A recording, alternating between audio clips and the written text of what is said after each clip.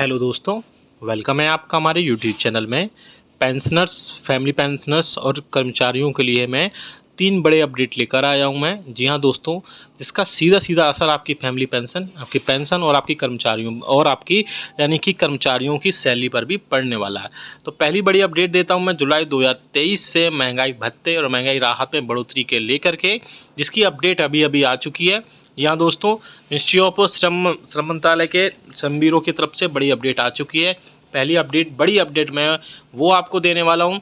दूसरी बड़ी अपडेट है आपके पेंशन में बढ़ोतरी को लेकर के। जी हाँ दोस्तों, आपको पता है कि 80 ईयर्स में बढ़ोतरी 20% होती है। इसके अलावा भी बहुत सारी इसमें अलग अलग लेवल में बढ़ोतरी की बात की जा रही है, वो भी मैं डिटेल में इस वीडियो में बात करने वाला हूँ। साथ ही साथ तीसरी बड़ी बढ़ोतरी है आपकी डीए जब या डीआर जो है जब 50% क्रॉस करेगा, जैसे ही अब क्रॉस करने वाला है तो उस पर आपको यानी पेंशनर्स और फैमिली पेंशनर्स को 50% बढ़ोतरी होने के बाद में आपको क्या क्या मिलने वाला है, तो सारी चीज़ें डिटेल में बताएंगे। बहुत ही इंपॉर्टेंट ये वीडियो होने वाला है, इसलिए इस वीडियो को पूरा लास्ट तक देखिएगा। बने रहिए आप हमारे चैनल पर इसी तरीके से। और अगर चैनल पर पहली बार आएँ तो चैनल को ज़रूर सब्सक्राइब करेगा। साथ ही साथ आप हमारी वीडियोज़ की लेटेस्ट जो नोटिफिकेशन होती है वो आप तक पहुँचे, उसके लिए आप घंटे के निशान को भी प्रेस करिएगा। बहुत सारे पेंशनर्स की कंप्लेंट रहती है कि हमारी जो न्यूज़ हैं वो अपडेट नहीं होती हैं।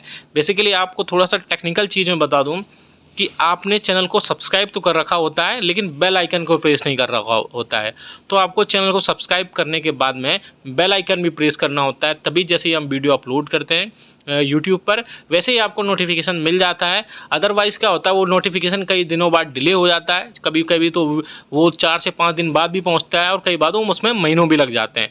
तो जब वो वीडियो आप देखते हैं तो आपको लगता है कि ये जो न्यूज़ है या अपडेट्स है वो बहुत लेट हो चुकी है, लेकिन ऐसा नहीं होता है। इसलिए आपको बेल आइकन को भी प्रेस करना है, पहले सब्सक्राइब करना है, देन आपको बेल आइकन को भी प्रेस करना है।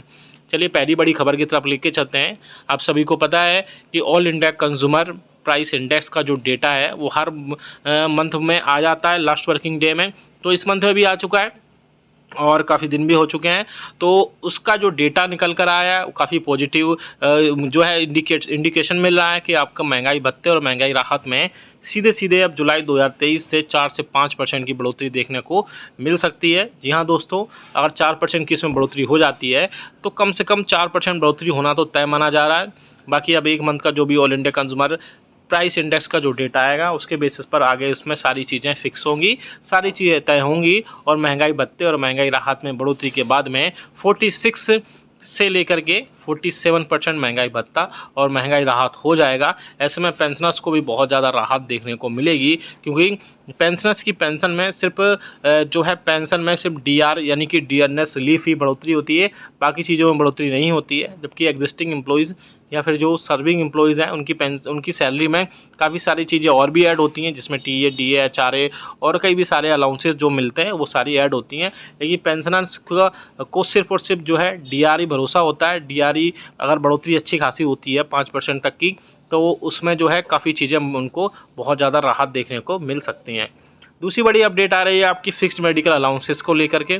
तो ऐसे पेंशनर्स और फैमिली पेंशनर्स जो कि नॉन सीजीएचएस एरियाज़ में रहते हैं, जहाँ यानी कि जहाँ पर उनके वेलनेस सेंटर्स नहीं हैं, जहाँ उनके हॉस्पिटल्स नहीं हैं या डिस्पेंसरीज नहीं हैं, वहाँ उनको 1000 रुपये तक जो है एफएमए यानी कि फिक्स्ड मेडिकल अलाउंसेस के रूप में मिलते हैं।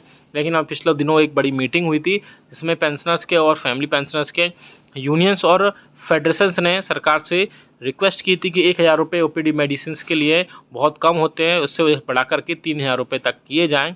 इस मैटर में आपको बड़ी अपडेट देना चाहता हूं मैं।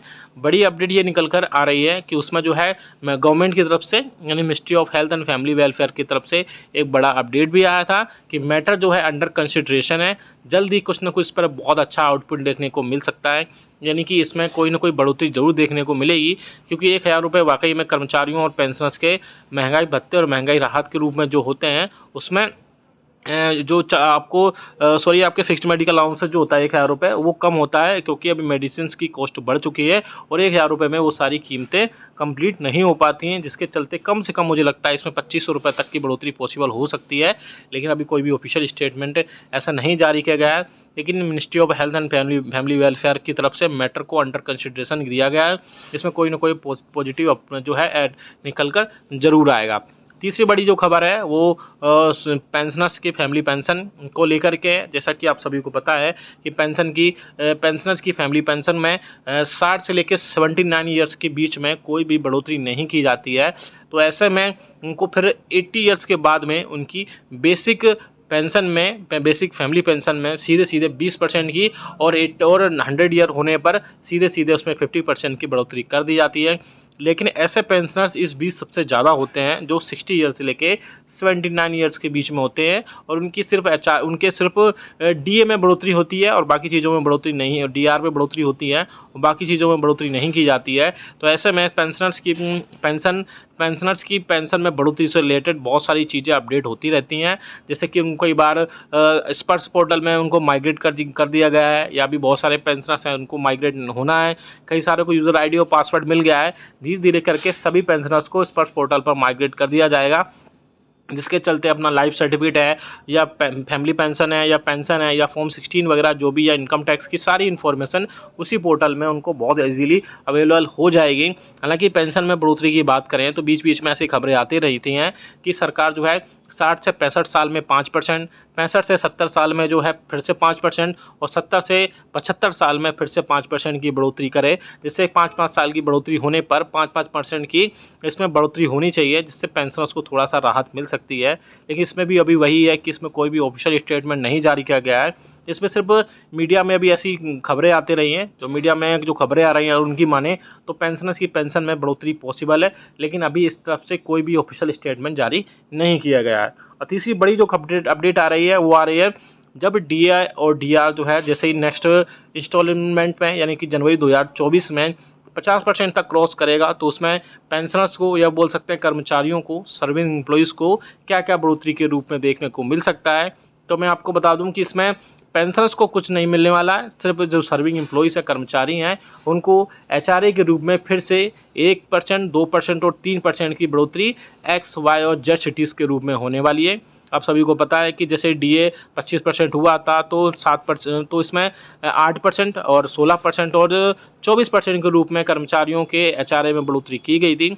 सेम वैसे ही फिर से 7th पे कमीशन के रिकमेंडेशंस के हिसाब से फिर से इसमें 50% डीए में बढ़ोतरी होने पर फिर से इसमें बढ़ोतरी होगी, जो अभी इस टाइम पे 9 और इसके बाद में 18 और 27% बढ़ोतरी हुई थी, वो फिर से 10%, 20% और सबसे ज़्यादा जो बढ़ोतरी होगी वो एक्स सिटीज़ के कर्मचारियों के लिए होगी। उसमें 27 से लेकर के सीधे सीधे फिर से उसमें बढ़ोतरी होगी और 3% बढ़ोतरी होने के बाद में उनको फिर से 30% तक एचआरए मिलेगा। लेकिन पेंशनर्स के लिए इसमें कुछ भी बढ़ोतरी नहीं की जाएगी। तो ये वीडियो बहुत इंपॉर्टेंट था, अच्छा लगा तो लाइक करिएगा, शेयर सभी के साथ करिएगा, साथ ही साथ कमेंट करके बताइएगा कि आपकी बेसिक